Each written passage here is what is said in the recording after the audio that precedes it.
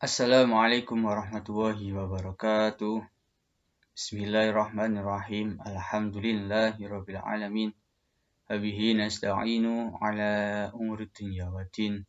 Wassalatu wassalamu ala asyrafil anbiya'i wal mursalin sayyidina wa maulana Muhammadin wa ala alihi wa sahbihi ajma'in, amma ba'du. Alhamdulillahirabbil alamin, kita masih diberikan kesehatan dan kesempatan sehingga bisa talabul ilmi meski dalam keadaan pandemi ini. Oleh karena itu, meski dalam keadaan pandemi ini, marilah kita tetap semangat talabul ilmi untuk memerangi kebodohan.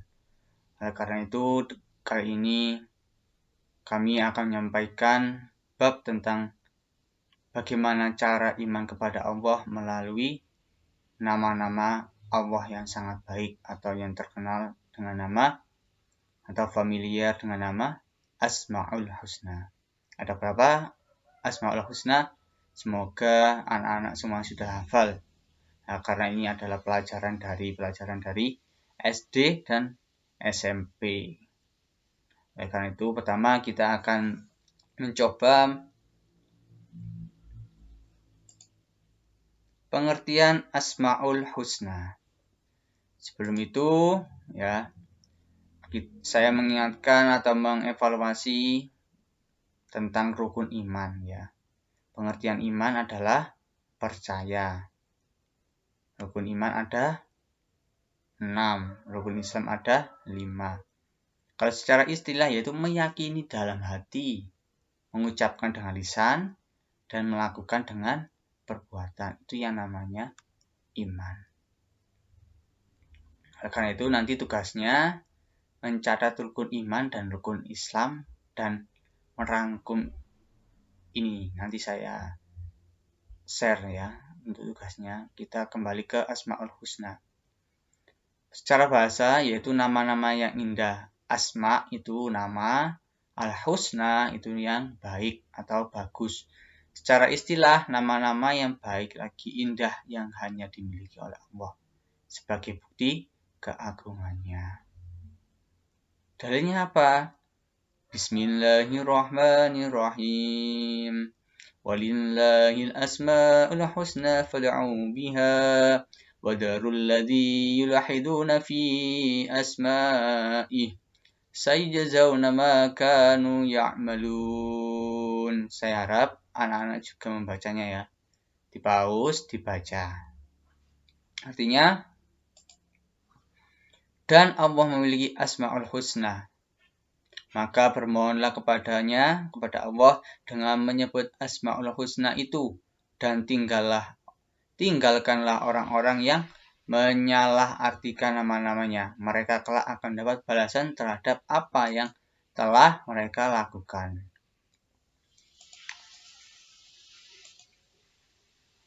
Jadi, marilah kita ketika berdoa itu menyebut Asma'ul Husna.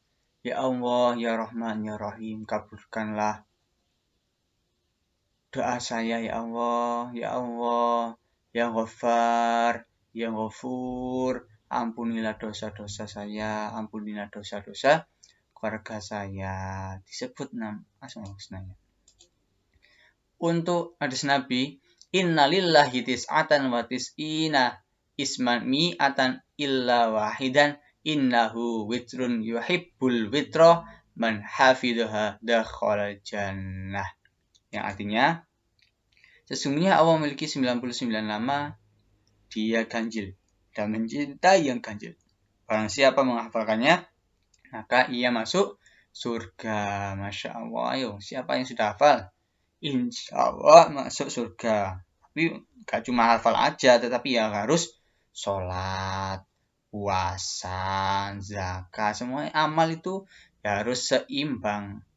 Berbaik hati kepada sesama, berbuat baik kepada orang tua, hormat kepada guru, tidak menyakiti hati kekasih, menyakiti hati orang lain ya.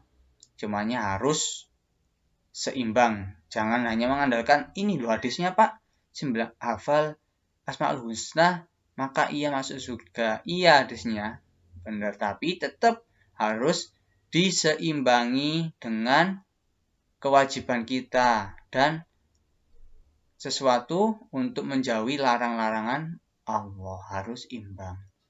Cuma meski hafal Asmaul Husna tapi tidak sholat, itu tetap masuk neraka. Na'udzubillah. Marilah kita untuk nama-nama yang selanjutnya yang saya bahas cuma 3 aja, nggak usah banyak-banyak ya. Yang penting saya prioritaskan ini bisa diaplikasikan nanti di kehidupan nih anak-anak. Yang pertama Al-Karim, yaitu yang artinya yang maha mulia. Al-Karim itu yang maha mulia. Allah SWT itu maha mulia dalam segala aspek, dalam segala apapun. Allah itu yang paling mulia. Meski ada raja, meski ada presiden, tetap yang paling mulia itu yaitu Gusti Allah. Seperti yang banyak kebaikan dan pemberiannya, semuanya itu diberikan oleh Allah, udara, kesehatan, makanan, apapun yang memberi tanpa pamrih. Jadi Allah itu nggak pernah pamrih, ya. Harus sholat. Saya ciptakan kamu itu untuk sholat, tapi Allah itu nggak pernah mengharapkan, Tinggal kita sebagai makhluknya, karena kita sebagai makhluk tetap wajib untuk melakukan kewajiban. Yang tak menyanyiakan orang yang meminta perlindungan kepadanya. Allah itu nggak pernah menyanyiakan perlindungan kalau makhluknya itu meminta. Dengan kata lain, kemuliaan Allah itu tanpa batas. Masya Allah. Firman Allah, Fada'alam wahul malikul haqqu la ilaha illa wa rabbul arsyil karim. Yang artinya, maka maha tinggi Allah, Raja yang sebenarnya, atau bisa dikatakan kekuasaan yang sebenarnya. Tidak ada Tuhan yang berhak disembah selain Dia, Allah, Tuhan yang memiliki arsy yang mulia. Jadi tidak ada apapun yang wajib disembah kecuali Allah. Misalnya kita menyembah uang, menyembah HP. Secara tidak langsung itu kita mengagungkan HP daripada Allah. Kita introspeksi diri. Ya enggak anak-anak saja, tapi saya juga kadang waktunya adzan tetap megang HP, padahal sudah ada panggilan untuk kewajiban yaitu panggilan sholat, tapi tetap main HP. Itu sama saja kita menuhankan HP, handphone, menuhankan WA, menuhankan game, PUBG, dan lain-lain lah, Mobile Legends. Jangan sampai ya. Implementasi dalam kehidupan sehari-hari bagaimana? Pertama, menebar kebaikan dimanapun berada, sehingga keberadaan seorang muslim mendatangkan manfaat bagi siapa saja. Jadi kita sebagai manusia harus menjadi yang bermanfaat, ya. Khairun nasi anfa'u binnas. Sebaik-baik manusia adalah yang bermanfaat bagi manusianya. Jangan menjadi provokator, menjadi seseorang yang kurang baik di masyarakatnya. Mari kita menjadi yang baik. Kita berproses ya. Senantiasa menunaikan amanah yang diberikan kepadanya. Juga selalu menempati janji yang diucapkan. Jadi kita harus amanah. Diberikan pulsa oleh orang tua, diberikan saku uang jajan kepada orang tua, diberikan uang untuk membelanjakan kebutuhan sekolah, ya harus kita keluarkan sesuai dengan kebutuhan. Jangan sampai kita selewengkan. Marilah kita belajar amanah. Yang ketiga, mencintai Allah dan Rasul-Nya dengan melaksanakan segala perintahnya dan menjauhi larangannya. Ya, contoh kecil ini. Contoh kecil seperti gambar ini. Misalnya ada seseorang yang menyeberangkan nenek-nenek. Ya, nenek-nenek. Itu contoh realnya. Nanti anak-anak saya suruh untuk bagaimana contoh real yang sudah anak-anak lakukan, ya. Sesuai dengan nama-nama Al-Karim, Al-Mu'min, Al-Jami. Terus Al-Mu'min itu artinya apa? Al-Mu'min adalah maha pemberi rasa aman. Aman bagaimana maksudnya? Allah memberi rasa aman terhadap semua ciptaannya. tinggal ciptaannya mau merasa bahwasanya Allah itu Tuhan atau tidak, itu saja. Keamanan dan rasa aman yang diperoleh manusia merupakan bukti kasih sayang dan kekuasaan Allah. Allah adalah Al-Mu'min karena hanya atas kehendaknya keamanan diraih. Dan dia adalah pemberi rasa aman baik di dunia maupun di akhirat. Tetapi tergantung makhluknya manut atau tidak. Firman Allah, alladzi at'amahum min ju'i wa amanahum min khauf, yang telah diberi makanan kepada mereka untuk menghilangkan lapar dan mengamankan mereka dari rasa ketakutan. Jadi Allah telah memberikan kita tumbuh-tumbuhan, air, udara, makanan, hewan, semuanya itu untuk kita. Kita harus berterima kasih. Cara berterima kasihnya apa? Menjalankan perintahnya dan menjauhi larangannya. Dan mengamankan mereka dari rasa ketakutan. Jadi marilah kita berlindung hanya kepada Allah. La haula wala quwata illa billahil aliyil azim. Ya. Berlindung hanya kepada Allah. Implementasinya bagaimana? Penerapannya dalam kehidupannya bagaimana? Sifat al-mu'min itu. Yang pertama, memberi rasa aman kepada siapapun, baik dari lisannya ataupun dari tindakan yang dapat merugikan orang lain. Marilah kita menjadi pribadi yang baik. Lisannya, chat WA-nya, jangan menyinggung orang lain, jangan mengatakan kata-kata yang kurang baik. Mari kita belajar sama-sama. Yang kedua, tumbuhnya sikap optimis, tegar menghadapi berbagai cobaan, karena Allah telah memberi ketenangan dan jaminan kepada setiap orang yang mukmin, orang yang iman, orang yang percaya kepada Allah. Ya. Seperti halnya ini, pandemi ini kita diuji oleh Allah. Iman apa enggak, kuat apa enggak, hilang imannya atau tidak setelah oleh Allah uji. Kita sebagai orang mukmin, orang yang beriman harus optimis.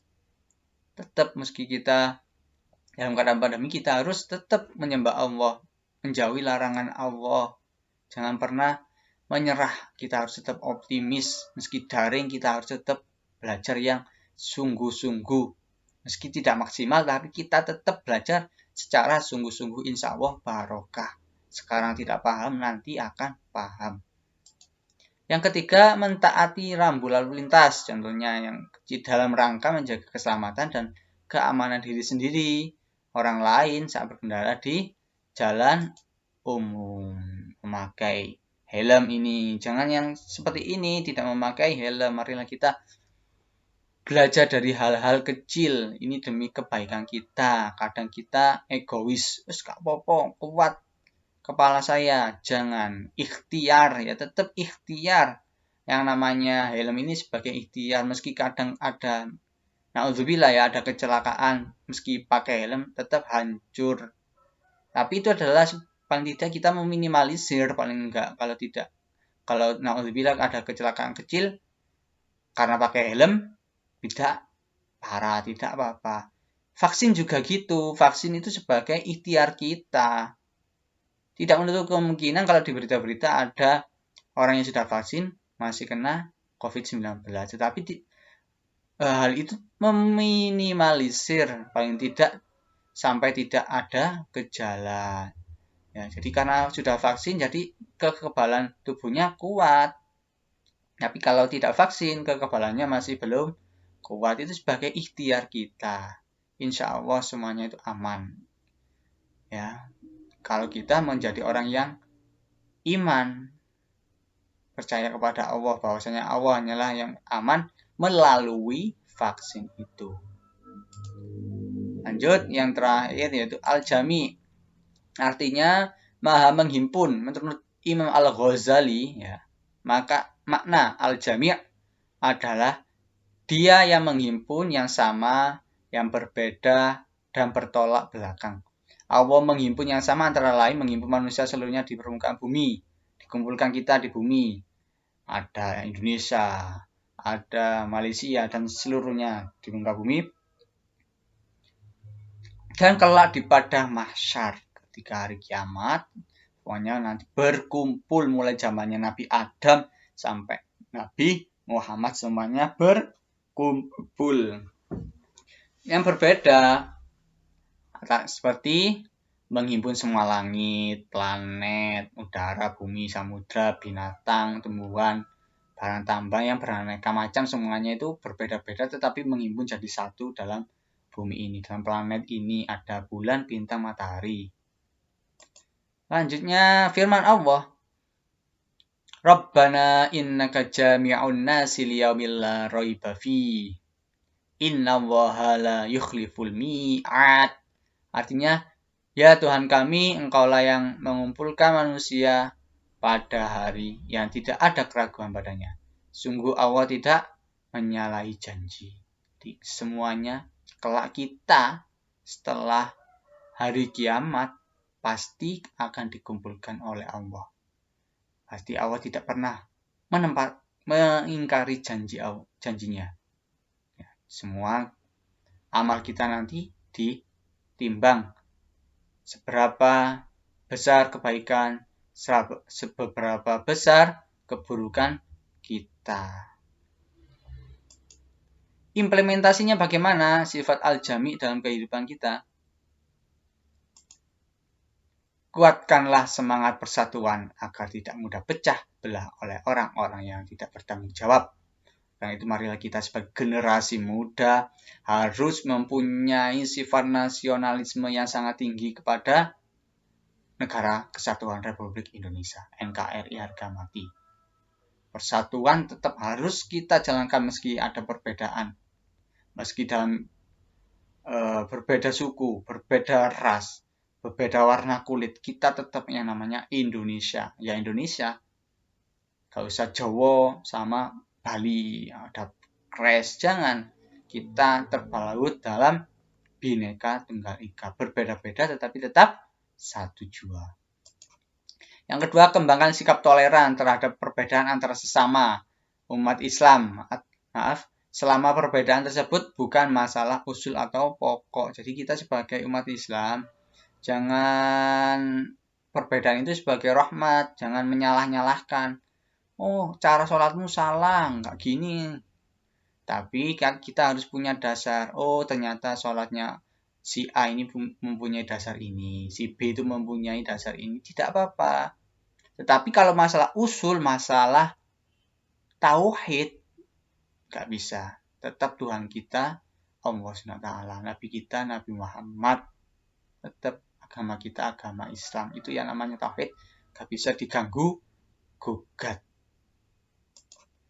Yang terakhir, mengajak umat Islam untuk senantiasa taat kepada Allah, Rasul Allah, dan ulil amri, pemerintah. Selama perintah ulil amri tersebut tidak melanggar aturan agama. Contohnya apa? Pemerintah kita, pemerintah Indonesia, presiden kita, gubernur kita, wali kota kita, bupati kita, kepala desa kita, semua, ketua RT, semuanya itu memerintahkan kita saat ini dalam keadaan pandemi memakai masker. Seperti contoh ini, memakai masker.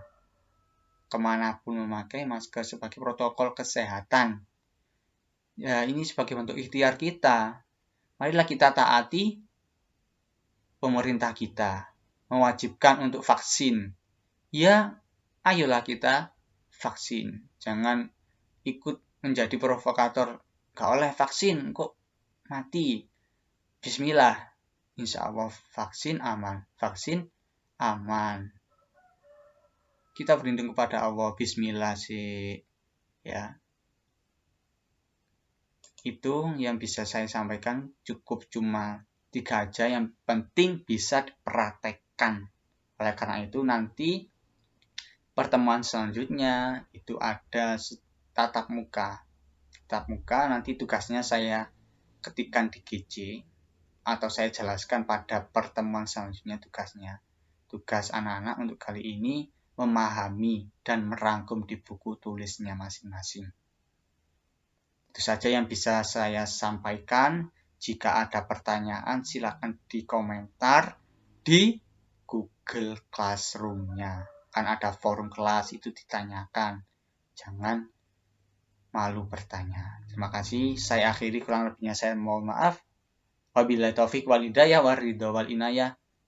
Wassalamualaikum warahmatullahi wabarakatuh.